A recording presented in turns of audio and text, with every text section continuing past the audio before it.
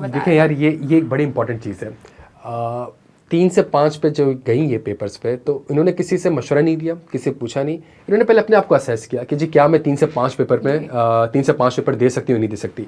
वो असेसमेंट करी। जब उन्होंने असेसमेंट करी यस यार मैं कर सकती हूँ, तो फिर उसको एग्जीक्यूट किया और फिर एक प्लान बना के जी ठीक है 2 महीने में ऑडिट के लेक्चर कंप्लीट करने हैं, फिर 2 महीने में टैक्स के, फिर 1 महीने में एसपीएम में, और आखिर की 2-2.5 महीने की जो छुट्टियाँ होंगी उसमें फिर एक प्रॉपर रिवीजन होगा।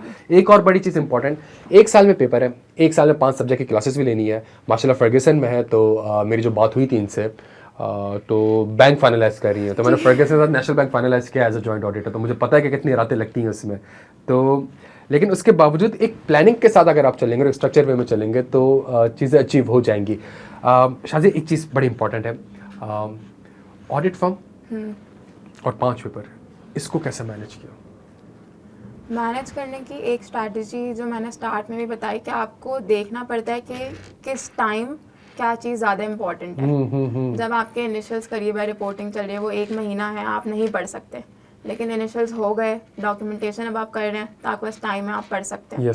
तो ये चीज़ है कि बैलेंस मेंटेन करना बहुत ज़्यादा ज़रूरी होता है, और रोज़ का थोड़ा थोड़ा, और रोज़ का थोड़ा, क्योंकि जब एक गैप आ जाता है ना, तो गैप के बाद वापस पढ़ना और ज़्यादा मुश्किल होता है। सही तो वो सही गैप सही। नहीं आने देना है, बस ये एक स्ट्रैटेजी होती है। शादी, जो टीम वगैरह होती है ना, लाइक आप बैंक का जब ऑडिट करते हो, जी। मुझे याद है नेशनल बैंक का जब हम ऑडिट कर रहे थे तो हमारी साइड से कोई 20-30 लोग थे ऑडिटर, और फर्ग्यूसन की साइड से 20-25। तो एक बड़ी टीम होती है जब आप बैंक ऑडिट करते हो, सही है। तो आप जब एक इतनी बड़ी टीम का पार्ट थी, जिसमें एक बंदा अगेन जो आप कह रही थी लीजेस देख रहा था, एक बंदा एडवांसेस देख रहा होगा, एक बंदा इन्वेस्टमेंट देख रहा होगा, तो वो टीम सपोर्ट क्या थी? कहीं क्या वो एक ऐसा फैक्टर था जिससे आपको लगा कि हाँ यार वो भी एक अचीवमेंट है, या फिर उनका एक सपोर्ट था जिसकी वजह से शायद मैंने कर लिया?